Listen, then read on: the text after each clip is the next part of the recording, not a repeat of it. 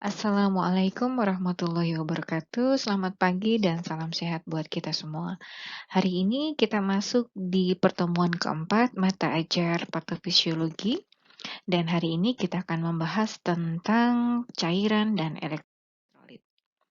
Topik kajian kita akan awali dengan konsep dasar dulu, kemudian gangguan patologis yang terjadi oleh karena ketidakseimbangan cairan dan elektrolit di dalam tubuh. Di kesempatan pertama, di konsep cairan kita akan bahas dulu, mulai dari definisi, komposisi, pengaturan, dan, gangguan yang terjadi. Kalau kita perhatikan, ini adalah proporsi cairan di dalam tubuh kita. Ini pada perempuan dan ini pada laki-laki, di mana komposisi antara, perempuan dan laki-laki, berbeda ya, di mana proporsi cairan pada wanita jumlahnya kurang lebih 55% ya, untuk cairan dan padatnya adalah 45%. Sedangkan pada laki-laki ini proporsi cairannya 60% dan massa padatnya adalah 40%. Dan kalau kita lihat cairan bagiannya adalah 2/3 daripada komposisi tubuh kita dan terdiri dari yang namanya cairan intraseluler dan cairan ekstraseluler. Jadi 2/3 itu ada di intra dan 1/3-nya ada di ekstra. Dan kalau kita lihat penampilannya seperti ini, ya, intra berarti ada di dalam sel dan ekstra itu berarti ada di luar sel. Dan sisanya nanti ada di dalam plasma. Ya, jadi ini adalah komposisi cairan tubuh manusia. Dan ini adalah proporsi selain cairan, ada kandungan elektrolit di dalam tubuh kita, ya. Ada zat-zat non-elektrolit dan zat elektrolit. Kalau zat non-elektrolit ini biasanya zat yang terlalu tidak terurai, ya, dan biasanya bermuatan listrik, misalnya air, dekstrosa, ureum, dan kreatinin. Ya, itu adalah zat non-elektrolit. Sedangkan kalau zat elektrolit ini punya muatan-muatan aliran listrik atau ion-ion, ya. Ada dua jenis, ada kation dan ada anion, ya. Untuk kation di sini simbol kimianya plus, senyawanya plus, dan anion senyawanya adalah minus, ya. Untuk yang kation ada kalium, natrium, dan kalsium. Sedangkan untuk anion ada HCO3 atau karbonat dan PO24 atau kita sebut dengan nama fosfat.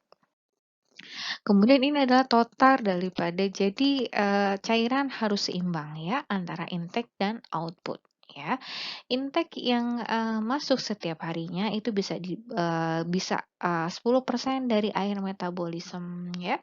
Kemudian dari makanan yang kita konsumsi ya. Dan biasanya dari intake harian, kurang lebih proporsinya sekitar 60% daripada tubuh kita ya. Kemudian output itu keluar melalui apa saja? Melalui feses itu kurang lebih 100 mili atau 4%. Dari keringat 8%. Dari jumlah kehilangan cairan yang tidak bisa kita hitung, misalnya nafas yang kita keluarkan yang mengandung air ya, dan 60%-nya adalah urin. Jadi kurang lebih antara intake dan output itu semuanya harus seimbang. Kemudian cairan itu apa sih? Ya, jadi cairan merupakan benda cair ya yang berada di dalam tubuh kita ya. Jadi sangat penting ya.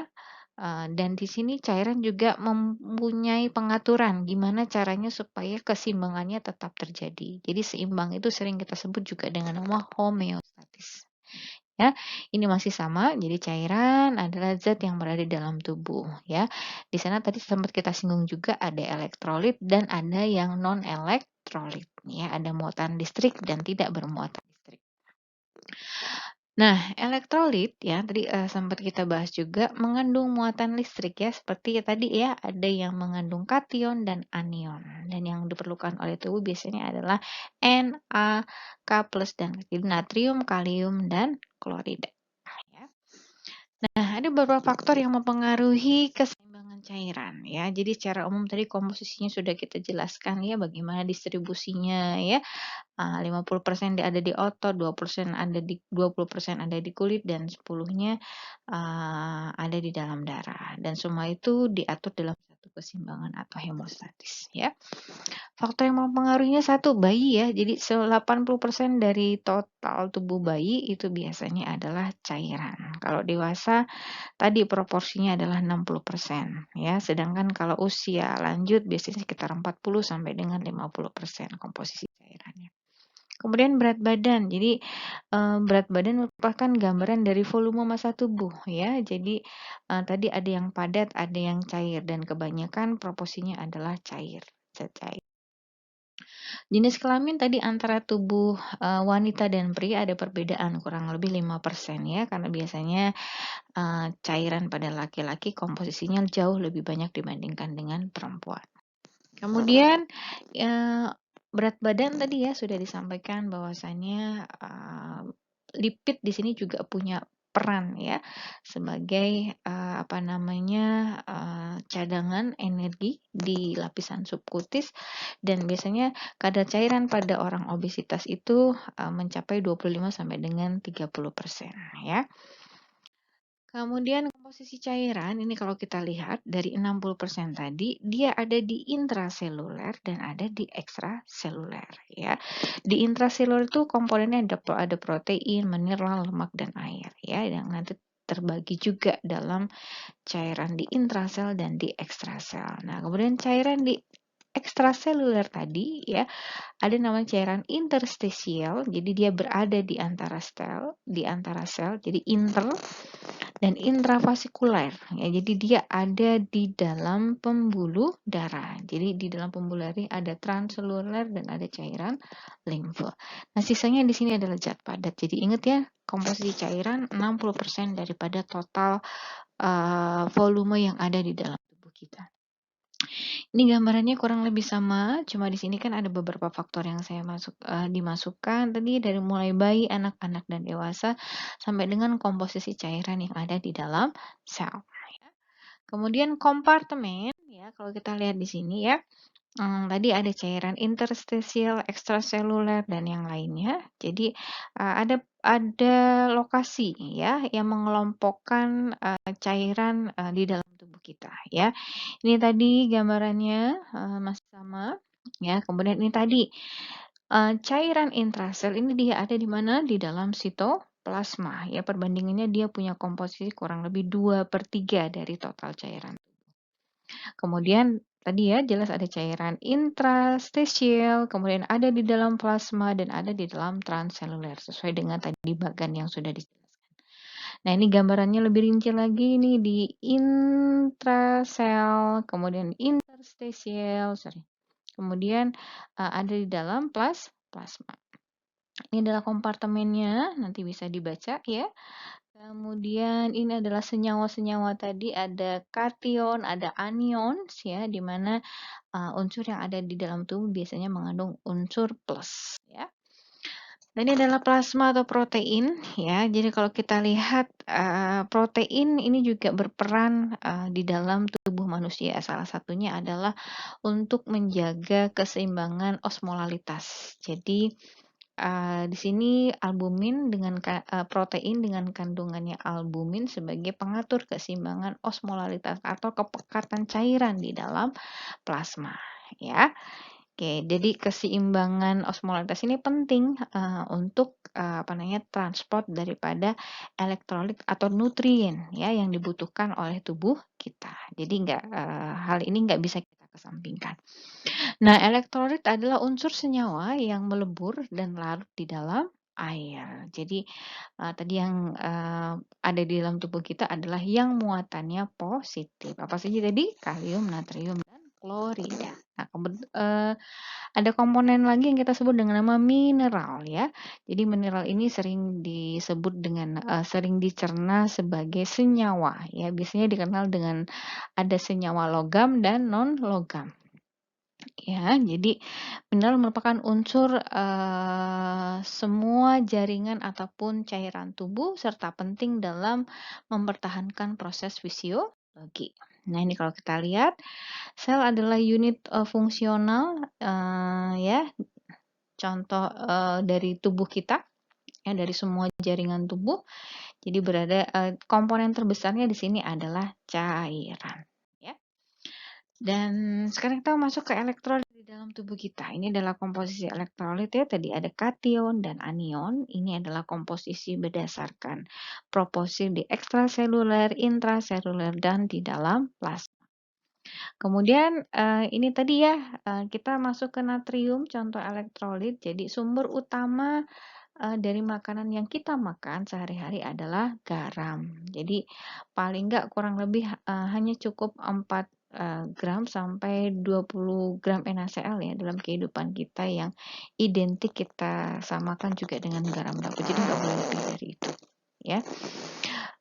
Sisanya akan dikeluarkan nanti bersama ginjal, keringat, urin, dan feses. Jadi kalau misalnya kita kadang suka merasakan asin, itu berarti ada luaran garam juga yang dikeluarkan ya melalui keringat ya.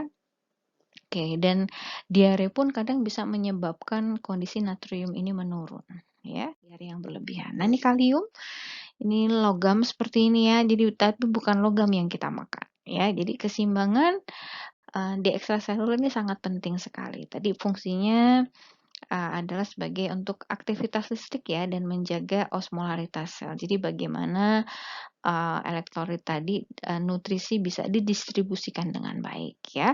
Pengaturannya diatur oleh aldosteron ya, hormon. Ini fosfor dan kalium ya. Jadi kurang lebih 99% ya. Jadi ini penting sebagai asupan untuk pengeluaran, dan kalau ada lebih pengeluarannya akan dibuang melalui feses ya.